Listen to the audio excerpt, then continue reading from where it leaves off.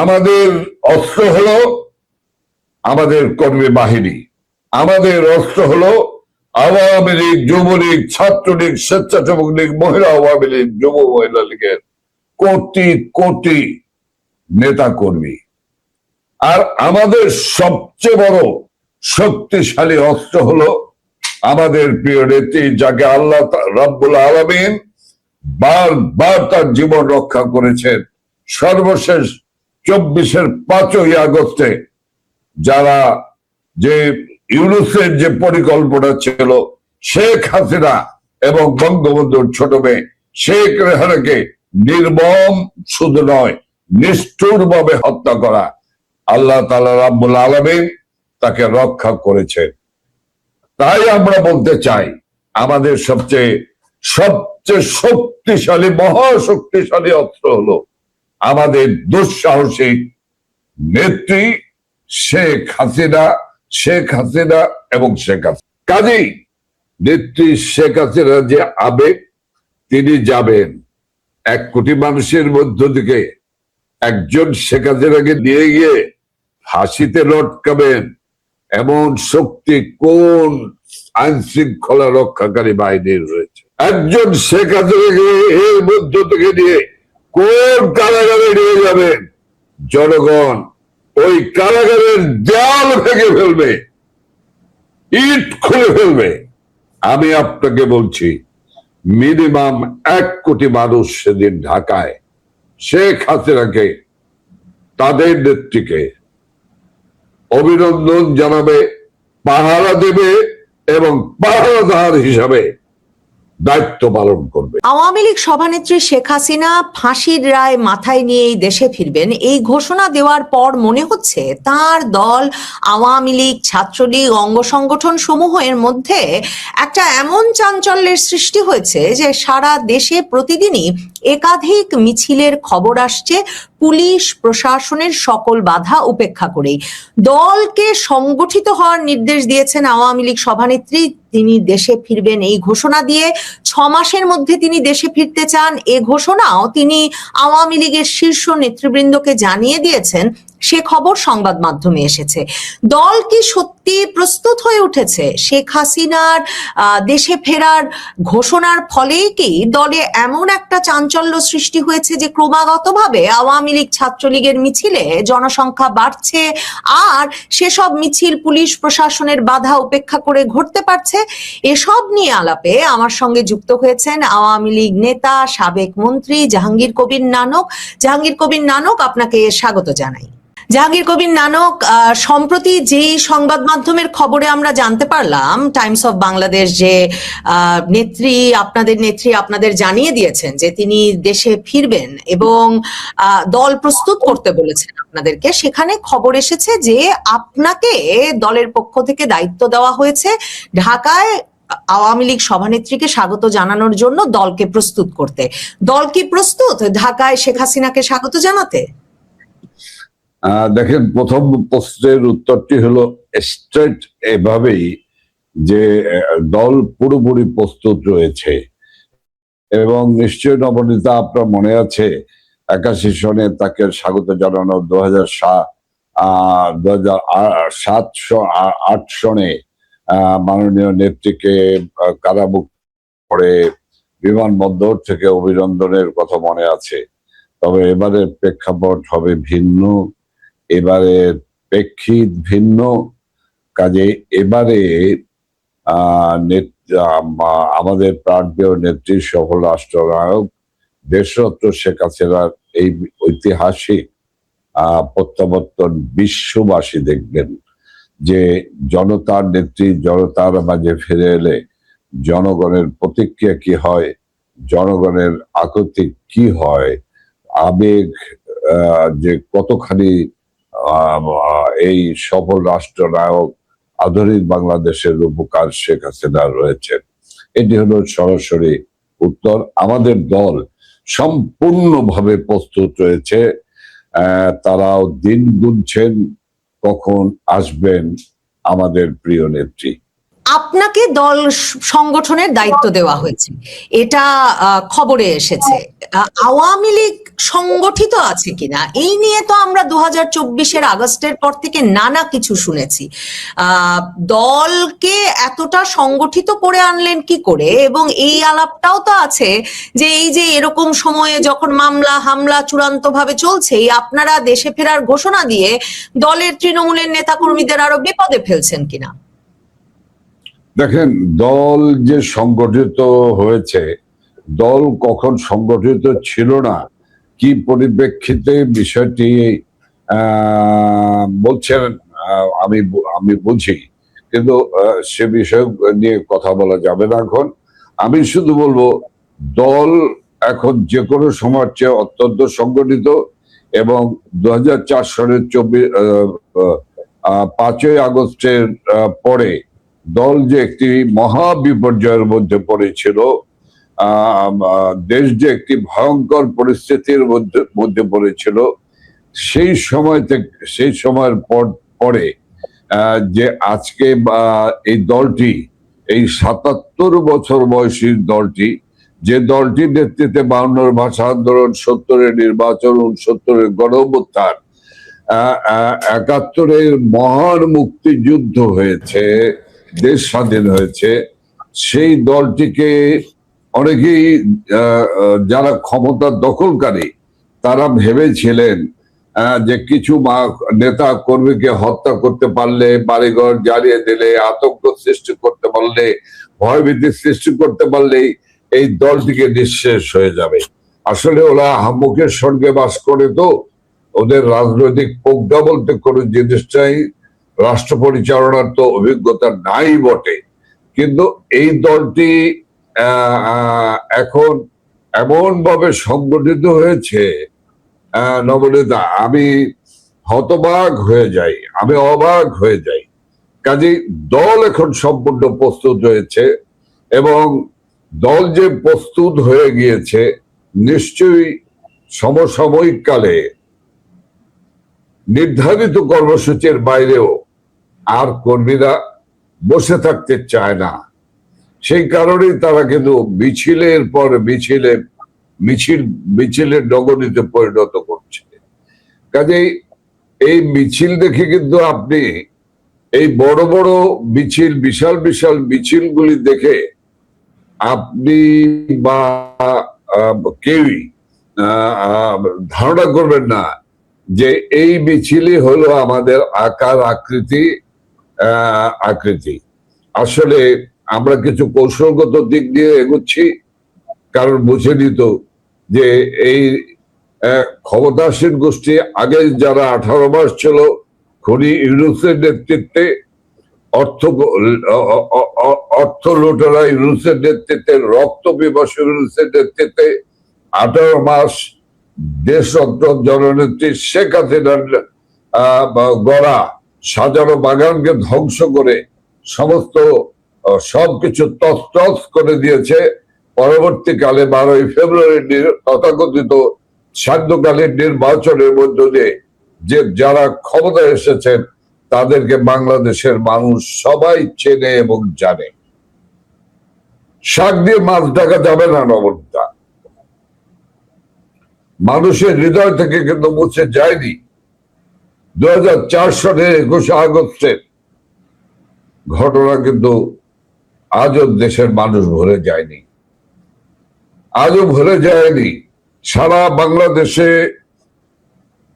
আজহারুল্লাহ master, সাবেক অর্থমন্ত্রী MS Kibria, খুলনার অ্যাডভোকেট মঞ্জুর ইমাম, খুলনার টুকু ভাই থেকে শুরু করে, খুলনার সাংবাদিক বালু ভাই, সাংবাদিক মানিক শাহ থেকে শুরু করে গোপাল কৃষ্ণ মোহরীদের মতো বহু মানুষকে যারা হত্যা করেছে, তাদেরকে এত সকালেই দেশবাসী ভুলে যায়নি।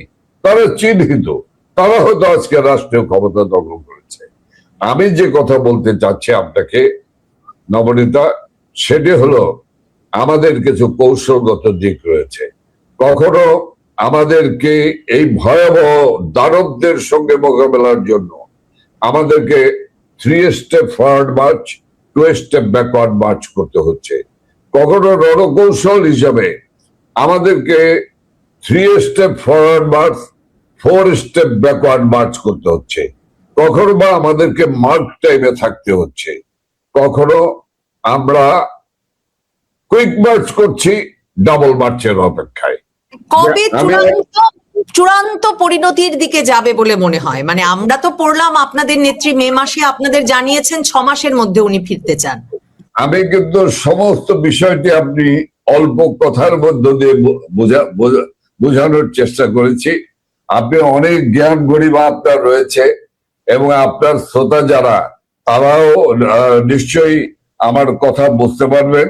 রণকৌশল বলেছি যেহেতু, রণকৌশলের সকল কৌশলগুলো এখনই বলা যাবে না, তবে আমি বলতে পারি নেত্রী, প্রাণের নেত্রী বাংলার জনগণের যখন ফিরে যাবেন, যে দিন ফিরে যাবেন, সেদিন বাংলাদেশ আর একটি মুক্ত বাংলাদেশ ঘোষণা করা হবে এবং সকল সাম্প্রদায়িক অপশক্তি, লুটেরা, ক্ষমতা দখলকারী, 5ই আগস্ট ঘটনাকারী, এই সবাই পালিয়ে যাবে।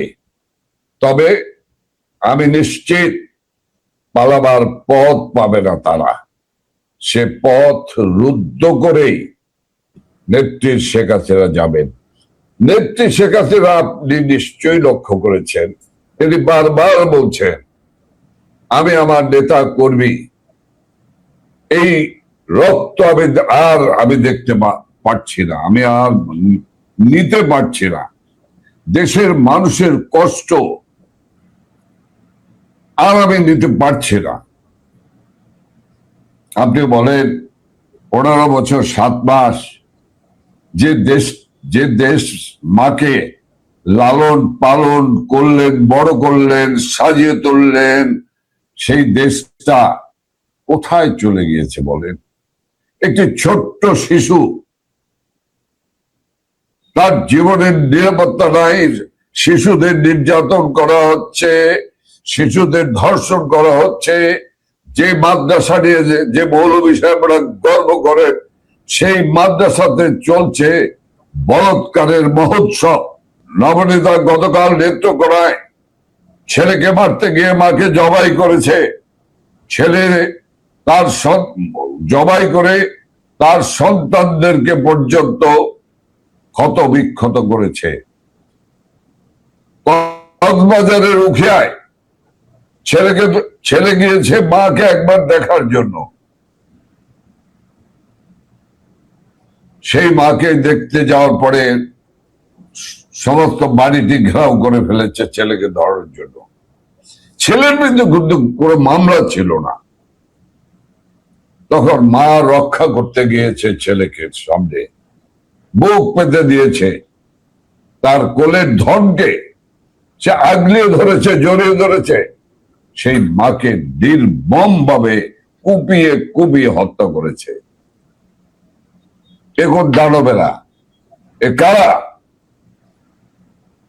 24-এর 5ই আগস্ট যারা সরকারের অস্ত্র লুট করলো, থানা লুট করলো, গণভবন থেকে SSF এর অত্যাধুনিক অস্ত্র পাঠ করলো, সে অস্ত্র কি উদ্ধার হয়েছে আজ পর্যন্ত?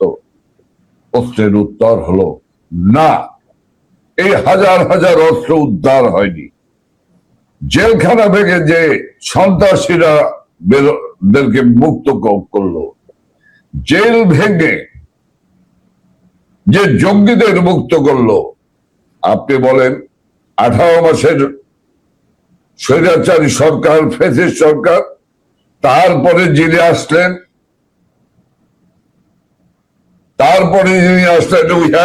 I have a plan বলে, what is that plan? What is that plan? Is it this plan? Is it that plan? What is happening in the country?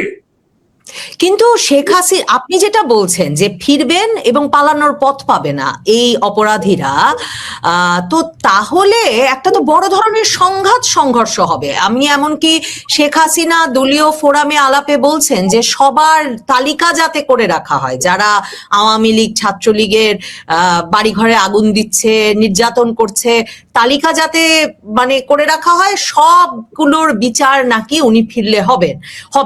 মানে এই সংঘর্ষময় পরিস্থিতি তো তাহলে আপনাদের মোকাবেলা করতে হবে আসতে হলে। সেটা কি করে, মানে আবার রক্তপাত, মানে সেটা কি করে সামাল দেবেন? নবনীতা একটি সুন্দর প্রশ্ন করেছেন, সেই প্রশ্নের আমি উত্তর দিতে চাই পরিষ্কার ভাবে। বাংলাদেশ আওয়ামী লীগ একটি গণতান্ত্রিক রাজনৈতিক দল। এই দলটি প্রতিষ্ঠা হয়েছে গণতন্ত্র এবং দেশ মাতৃকার স্বাধীনতা মুক্তির জন্য। সেই দলটি কি ৭১-এর আগে কোনোদিন অস্ত্র হাতে নিয়েছে, বোমা হাতে নিয়েছে, গ্রেনেড হাতে নিয়েছে? Never and ever, never. আমরা জনগণের কে সাথে নিয়ে আমাদের প্রিয় নেতা, মহান নেতা বঙ্গবন্ধু শেখ মুজিব জনগণের উপর নির্ভর করেই, জনগণের একমাত্র শক্তি, সেই জনগণের ঐক্যবদ্ধ শক্তি ছিল পাকিস্তানি হানাদার বাহিনী, শাসক গোষ্ঠী শোষক গোষ্ঠীর বিরুদ্ধে সবচেয়ে বড় সেই জনগণের অস্ত্র। আমাদের প্রিয় নেত্রী শেখ হাসিনা, আপনার মনে আছে ৮১ সালে যখন বাংলাদেশে ফিরে যান রিফিউজি জীবন কাটিয়ে, সেই সময় দেশে কারা? সেই সময় ওই কর্নেল রশিদ ফারুক নূর, তাদের অবাধ বিচরণ 15 আগস্টে বঙ্গবন্ধুর হত্যাকারীরা, এ অবাধ বিচরণ ছিল। শুধু তাই নয়, ফ্রিডম পার্টি গঠন করার সুযোগ করে দিল জিয়াউর রহমান। শুধু তাই নয়, তাদেরকে একটি দৈনিক পত্রিকা দিল, তার নাম দৈনিক মিল্লাত।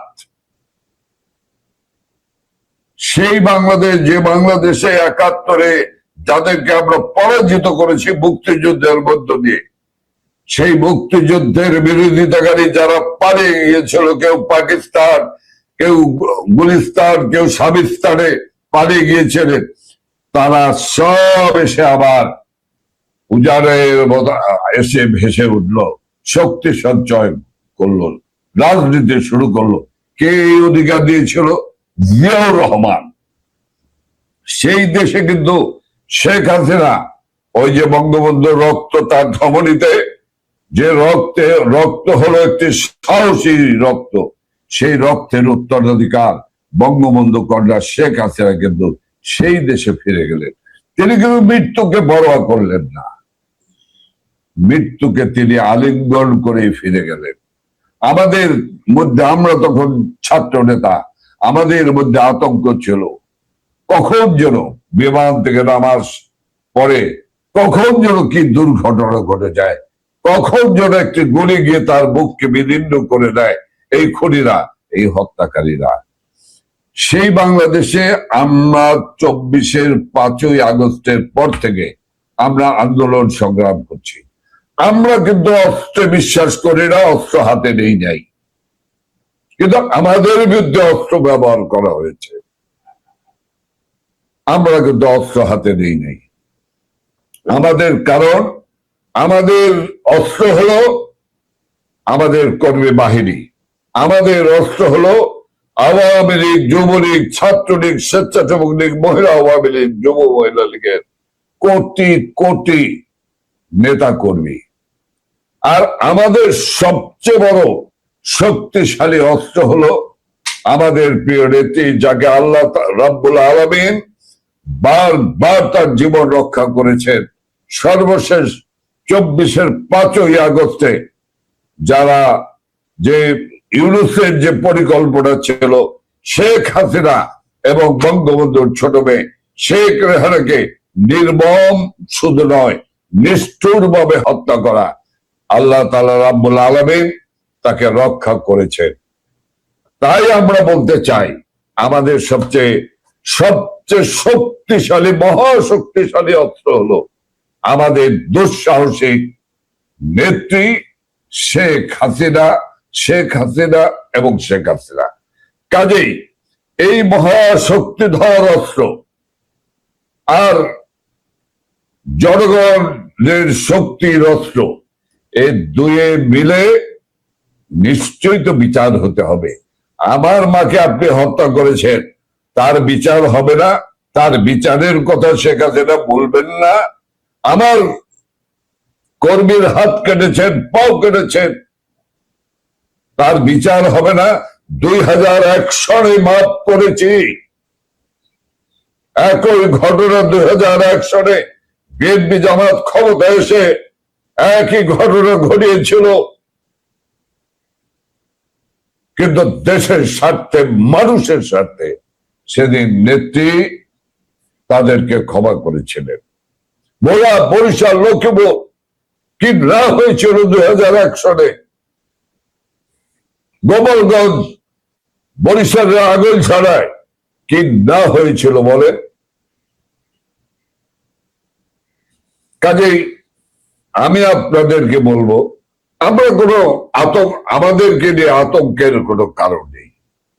আপনি যদি পার্সেন্টেজ হিসাব করেন 18 কোটি মানুষের ভিতরে, তাহলে এই সংখ্যাটাই ঘাতক সংখ্যা, এই হত্যাকারী সংখ্যা কত পার্সেন্ট হবে? Very microscopic. তার মানে তাদের বিচার হবে মানে হলো সাধারণ জনগণের সেখানে কোনো আতঙ্কের কথা কিন্তু আমাদের নেত্রী বলেননি। কাজেই উনি যাবার পরে কিন্তু, উনি ফেরার পরে কিন্তু উনি ওনার প্রিয় দেশ, প্রিয় স্বদেশকেই ভালোবাসেন। আপনার মনে আছে গতকাল সেই দিনটি অতিবাহিত হলো, তার কারামুক্তি দিবস। 2007 সনে গ্রেপ্তার হয়েছে, 2008 সনে মুক্তি পেয়েছে 331 দিন কারাগারে থাকার পরে। কেন তাকে কারাগারে নিল? ওই 111 সরকার সেখান থেকে কি তার আগে ক্ষমতায় ছিল? যে ক্ষমতায় ছিল তাকে গ্রেপ্তার করলো না, সেখানেও ব্যালেন্স মেনটেন করলো। এবং সেই ব্যালেন্স মেনটেন করতে গিয়ে কাকে আগে গ্রেপ্তার করলো?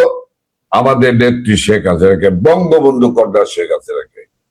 সেই শেখ হাসিনার সঙ্গে যখন 2008 সনে তার আইনজীবীরা দেখা করতে গিয়েছে, তখন তাদেরকে সবকিছু আগে, তার মুক্তির কথা বলার আগে বলেছে দেশে বন্যা হয়েছে, এবারের বন্যা যে কোনো সময়কে অতিক্রম করবে, মানুষ কষ্টে রয়েছে।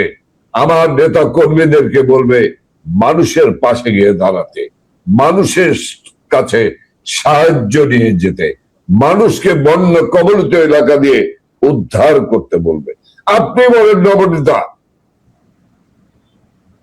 আজকে যিনি দেশের বাইরে রয়েছেন তিনি নেত্রী, এখানে থেকেও কিন্তু তিনি বলছেন যে 600 টাকা যখন ধানের মন আর 1000 থেকে 1200 টাকা যখন কৃষি শ্রমিকের দাম, তখন কৃষকরা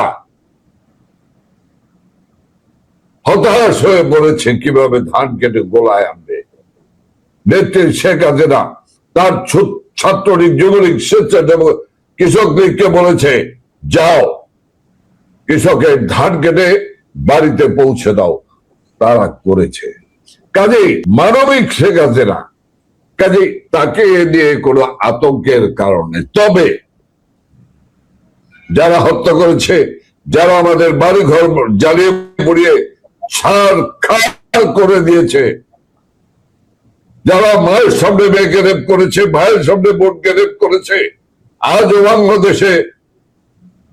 বাংলাদেশে হিন্দু সমাজ, হিন্দু ভাইদের বাড়িঘর জ্বালিয়ে পুড়িয়ে ছাড়খাড় করে দিচ্ছে, ধর্ষণ করছে, জায়গা জমি দখল করছে, তারা তো অবশ্যই রেহাই পাবে না। শেখ হাসিনা আপনাদেরকে বলেছেন যে তার ওপর তো মৃত্যুদণ্ডের রায় আছে, যে মৃত্যুদণ্ডের রায় মাথায় নিয়েই তিনি ফিরবেন। আপনারা তার নিরাপত্তার বিষয়টা কিভাবে দেখছেন? মানে তিনি দেশে ফিরলে, এবং ভারত সরকার তো তাকে প্রত্যর্পণ করবেন না, তিনি একটা ট্রাভেল পাসের চাইতে পারেন, এরকম খবরও পত্রিকায় এসেছে। মানে তিনি ঠিক কি প্রক্রিয়ায় কখন কিভাবে দেশে ফিরবেন সে বিষয়ে মানে কি ভাবছেন আপনারা? এবং মৃত্যুদণ্ডের রায় মাথায় নিয়ে ফেরাটা কি নিরাপদ হবে? নবনীতা, নেত্রী 81 সালে বাংলাদেশে ফিরে আসার পর থেকে আমি নেত্রীর ছায়া সঙ্গী ছিলাম, এ কথা বলার ধৃষ্টতা নেই। তবে আমি তার এক অনুসরণকারী ছিলাম সারা দেশে। সেই উলিরচরের দুর্ঘটনা, অনেক ঘটনা আমি ছিলাম। কাজে আমার সঙ্গে কথা বললে অনেক সময় নিয়ে আসতে হবে, বলতে হবে। আমি শুধু আপনার এই প্রশ্নের উত্তর দিচ্ছি।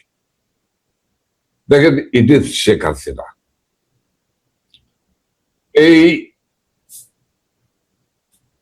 2006 সনের পরে 2007-এ যখন 1/11 মঈনুদ্দিন ফখরুদ্দিনদের সরকার আসলো, আমি এবং আমার জেনারেল সেক্রেটারি, আমি তখন যুবলীগের চেয়ারম্যান, আপনার মনে আছে, এবং আমার জেনারেল সেক্রেটারি হলো মির্জা আজম, আমরা গভীর আত্মগোপনে থেকে দলকে সংগঠিত করেছি, সারা দেশকে সংগঠিত করেছি। একটা পর্যায়ে আমার নেত্রীকে বলেছিলাম, আপা বলছেন, নেত্রী বলছেন আমি কিন্তু যে কোনো সময় বাংলাদেশে ঢুকে পড়বো। আমি বললাম, নেত্রী আপনি ঢুকবেন কেমনে, আপনাকে তো ঢুকতে দেবে না। বললো আমি এখান থেকে ইন্ডিয়া যাব। ইন্ডিয়া থেকে বেড়া বলে বোরখা পরে আমি ভিতরে ঢুকেই আমি বোরখা খুলে দিয়ে বলবো আমি এসেছি,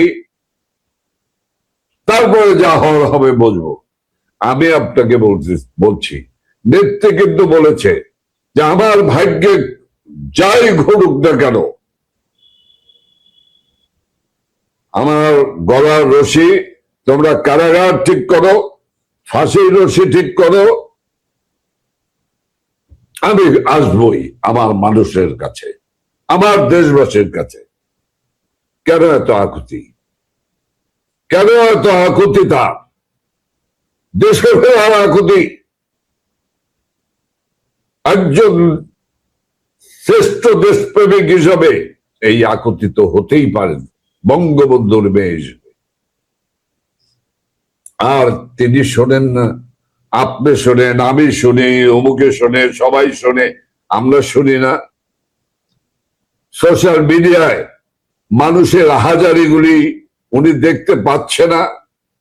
সেই রিক্সাওয়ালা, কৃষি শ্রমিক দিয়ে শুরু করে নিম্নবিত্ত, মধ্যবিত্ত, খস্য মধ্যবিত্ত, উচ্চবিত্ত, ছোট ব্যবসায়ী, ছোট পান বিড়ি সিগারেটের দোকান, ছোট্ট বাক্স নিয়ে যে দোকানদার বসে, সে থেকে শুরু করে মধ্যম ব্যবসায়ী, বড় ব্যবসায়ী, সবাই আজ তারস্বরে চিৎকার করছে। এই চিৎকার উনি শোনে না।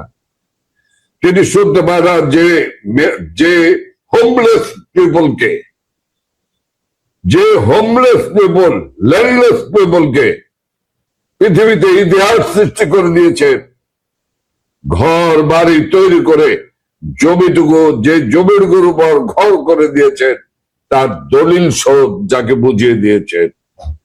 আমার আজও কানে ভাসে এক একটি প্রকল্প, এক একটি আশ্রয় প্রকল্প যখন উদ্বোধন করতে যাচ্ছিলেন, সেই সময় এক একজন বৃদ্ধে, এক একজন বুড়ো মানুষ, বৃদ্ধ মানুষের কথা মনে পড়ছিল। এমনকি আমার সেই কথা মনে পড়ে, এই যে বেদে গোষ্ঠী যাদের ঠিকানা ছিল জলের ভিতরে, নৌকায় যাদের ঠিকানা ছিল, তাদেরকে বলতো, যাদেরকে সমাজে গ্রহণ করা হতো না, সেই সমাজচিত বেদে গোষ্ঠীকে বলতো আশ্রয়, জমি এবং বাড়ি করে দিয়েছিলেন। সেই নেত্রী শেখ হাসিনা তাদের চিৎকার দেখে, তার তৈরি করা বাড়িঘরগুলি এই আজকের বিএনপি, যুবদল, ছাত্র দলের ছেলেরা সেই বাড়িঘরগুলো দখল করে নিয়েছে। এর আগের ফ্যাসিস্ট সরকারের লোকেরা সেই বাড়িঘর ভেঙেছে। কাজেই নেত্রী শেখ হাসিনার যে আবেগ, তিনি যাবেন 1 কোটি মানুষের মধ্য থেকে একজন শেখ হাসিনাকে নিয়ে গিয়ে ফাঁসিতে লটকাবেন, এমন শক্তি কোন আইন শৃঙ্খলা রক্ষাকারী বাহিনীর রয়েছে? একজন শেখ হাসিনাকে এর মধ্য থেকে নিয়ে কোন কারাগারে নিয়ে যাবেন? জনগণ ওই কারাগারের দেয়াল ভেঙে ফেলবে, ইট খুলে ফেলবে। আমি আপনাকে বলছি, মিনিমাম 1 কোটি মানুষ সেদিন ঢাকায় শেখ হাসিনাকে, তাদের নেত্রীকে অভিনন্দন জানাবে, পাহারা দেবে এবং পাহারাদার হিসাবে দায়িত্ব পালন করবে। কাজেই ওই ভয় আমরা করি না। আর নেত্রী শেখ হাসিনা যখন 2008 সালে বাংলাদেশে ফিরে আসছিল, উনি যখন আমেরিকা থেকে লন্ডন নামলেন, লন্ডন থেকে হিথ্রোর দিকে আসছিলেন, আমার সঙ্গে বারবার কথা হচ্ছিল। তিনি বলছিলেন যে আমি যাবই, আমার বিরুদ্ধে মামলা হয়েছে, আমাকে যেতে দেবে না, আমি I want to face the case, আমার অধিকার, আমি নাটক যাব, দেখে আমাকে ঠেকায় কে? কাজেই অকুত ভয় একজন মানুষ, নির্ভীক মানুষের নাম হলো শেখ হাসিনা। কাজেই শেখ হাসিনা ওই ফাঁসির রশি, ওই অবৈধ আইসিটি আদালতের রায় দেশের জনগণ কি মানে না। অসংখ্য ধন্যবাদ জাহাঙ্গীর কবির নানক, আপনাকে সময় দেওয়ার জন্য। ধন্যবাদ দর্শক যারা এতক্ষণ সঙ্গে ছিলেন। আওয়ামী লীগ পরাজয় মানে না, পরাভব মানে না। খোদা হাফেজ। জয় বাংলা, জয় বঙ্গবন্ধু। প্রায় 1 মাস ধরে পুশিন সমস্যা নিয়ে উত্তপ্ত হয়ে আছে দুই প্রতিবেশী দেশ ভারত ও বাংলাদেশের সম্পর্ক।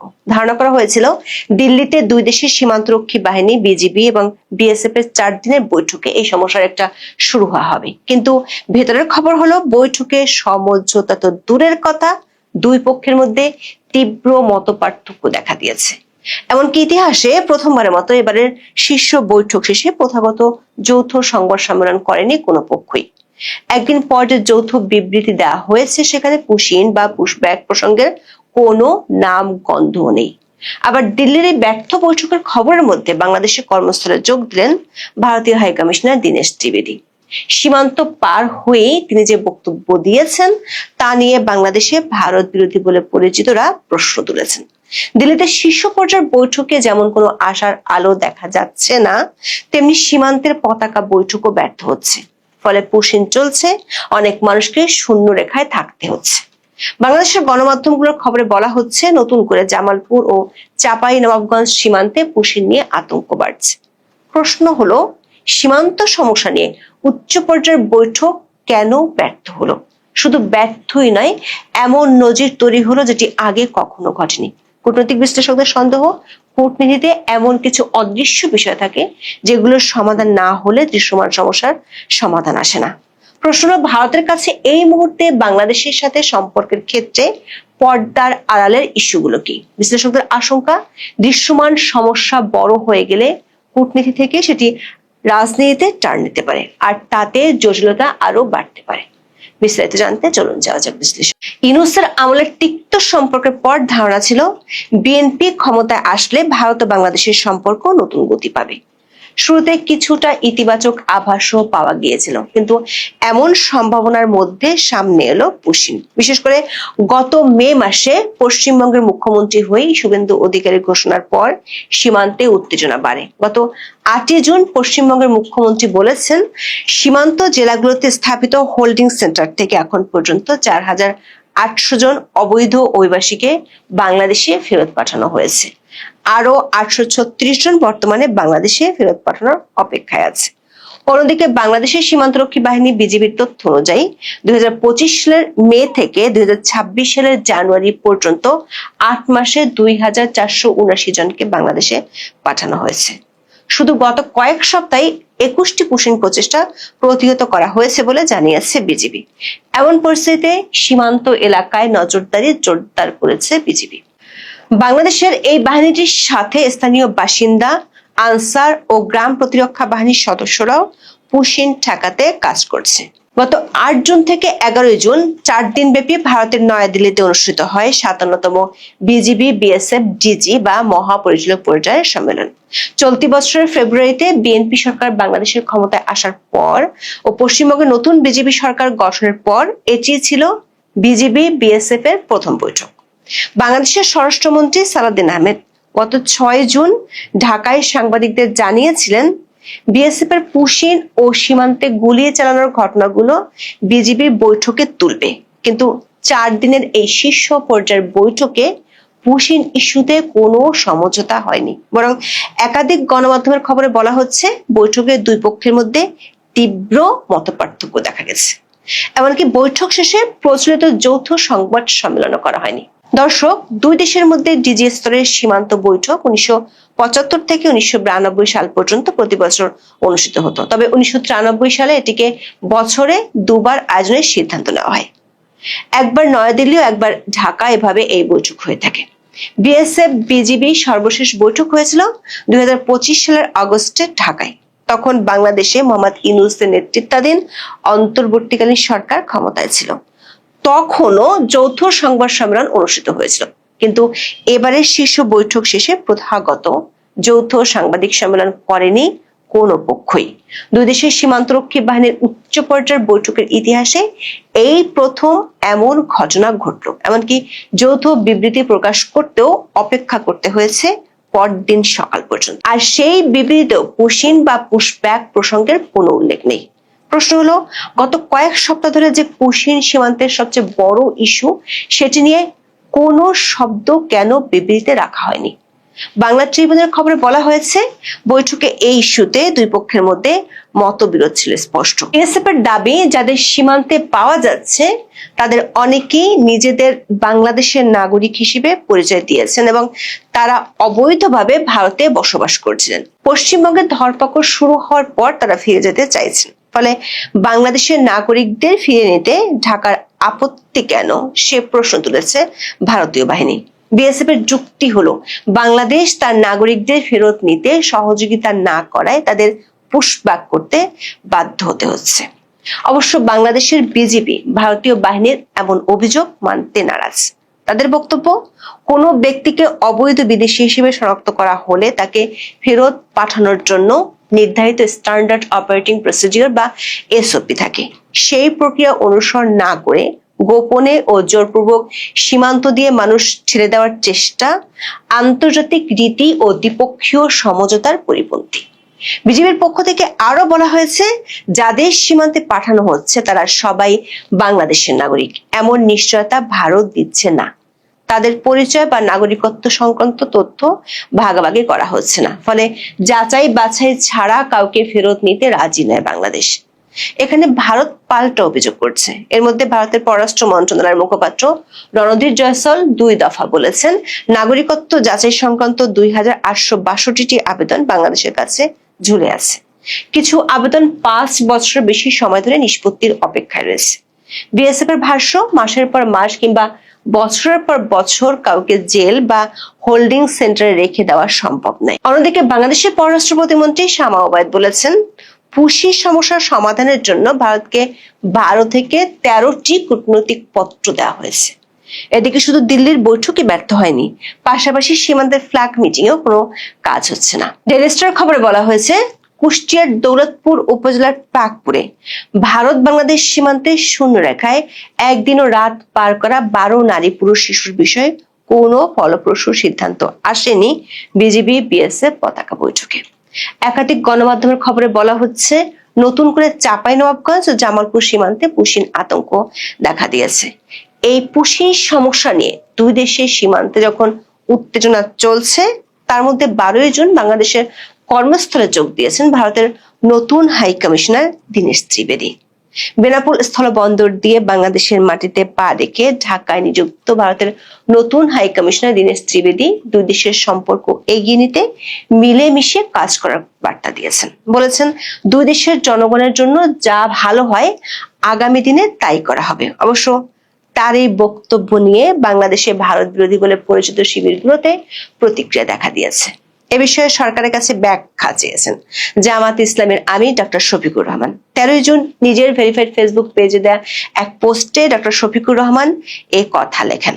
তিনি সরকারের প্রতি আহ্বান জানিয়ে লেখেন, ভারত বাংলাদেশ এক হয়ে যাওয়া বলতে হাই কমিশনার কি বোঝাতে চেয়েছেন তা তার কাছ থেকে স্পষ্টভাবে জেনে নেওয়া উচিত।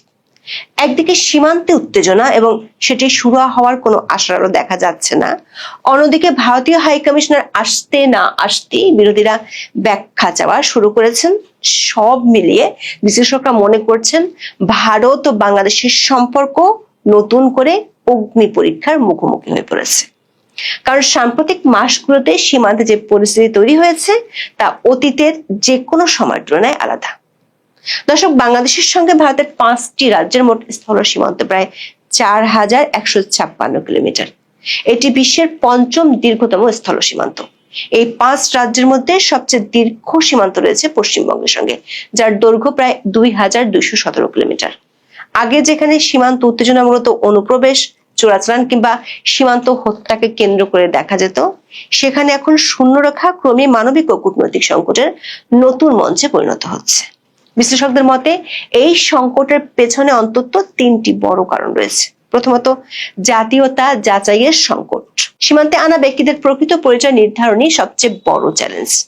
ভারত কাউকে বাংলাদেশি দাবি করলেও বাংলাদেশ প্রমাণ চায়, আবার অনেকের কাছেই কোনো বৈধ পরিচয়পত্র থাকে না, ফলে তাৎক্ষণিক সিদ্ধান্ত নেওয়া কঠিন হয়ে পড়ে। দ্বিতীয়ত, দ্বিপক্ষীয় প্রক্রিয়ার ভিন্ন ব্যাখ্যা।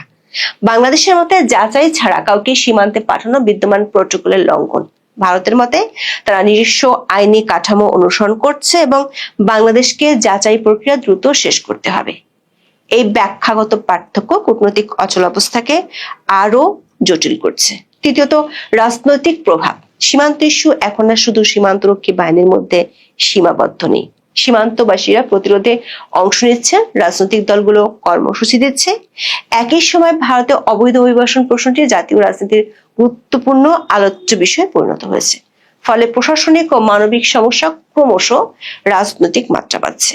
সংশ্লিষ্টদের মতে বর্তমান পরিস্থিতি অব্যাহত থাকলে সীমান্তে আকস্মিক সংঘর্ষ, শূন্যরেখায় আটকে পড়া নারী শিশুদের মানবিক বিপর্যয় এবং ঢাকা দিল্লি সম্পর্কে নতুন করে অবিশ্বাসের পরিবেশ তৈরি হতে পারে। বিশেষ করে পুশিন, সীমান্ত হত্যা, কাঁটাতারের বেড়া এবং রোহিঙ্গা সংকট যখন একই সময় আলোচনায় আসে, তখন যে কোনো ছোট ঘটনা দ্রুত বড় কূটনৈতিক সংকটে রূপ নিতে পারে। দিল্লি বৈঠকের পর এটি পরিষ্কার, এই সংকটের সমাধান সীমান্তরক্ষী বাহিনীর বৈঠক থেকে আশা করা ভুল। কারণ দুই দেশের সীমান্তরক্ষী বাহিনী আসলে নিজ নিজ সরকারের রাজনৈতিক সিদ্ধান্ত বাস্তবায়ন করছে। ফলে রাজনৈতিক পর্যায়ে সমাধান না এলে সীমান্তেই অচল অবস্থা কাটবে না। কূটনৈতিক একাধিক সূত্র বলছে, সীমান্তে এই যে পুশিন সমস্যা, এটি প্রকাশ্যে বড় সমস্যা হিসেবে দেখা গেলেও এই সমস্যার সমাধান লুকিয়ে আছে অন্য কিছু ইস্যুর উপর। ভারতে অনেকদিন কাজ করেছেন এমন একজন বাংলাদেশি কূটনীতিক বলছেন, কূটনৈতিক ভাষায় এই পরিস্থিতিকে বলা হয় লিঙ্কেজ ডিপ্লোম্যাসি, যার অর্থ হলো দৃশ্যমান এই সমস্যার সমাধানের পেছনে অদৃশ্য এমন কিছু ইস্যু থাকে যেগুলো সমাধান না হলে আশার আলো দেখা যাবে না। এই কূটনৈতিক পুশিন সমস্যাটিকে পেরিফেরাল বা পার্শ্ব ইস্যু হিসেবে দেখছেন এবং আর নেপথ্যের দৃশ্যমান সমস্যাগুলোকে দেখছেন কোর ইস্যু বা মূল সমস্যা। প্রশ্ন হলো, সেই কোর ইস্যুগুলো কি যেগুলো নিয়ে দুপক্ষের কেউ মুখ খুলছে না? একটি সূত্র বলছে, বাংলাদেশের কাছে ডিসেম্বরের মধ্যে গঙ্গা পানি চুক্তি একটি বড় ইস্যু, আর ভারতের কাছে তারেক রহমানের বিদেশ সফর এবং বাংলাদেশের অভ্যন্তরে অন্তর্ভুক্তিমূলক রাজনীতি চালু করা এই ইস্যুগুলো গুরুত্বপূর্ণ। এখন এই পর্যন্ত। সবাই ভালো থাকুন, সুস্থ থাকুন, নিরাপদে থাকুন। দেখা হবে আগামী পর্বে।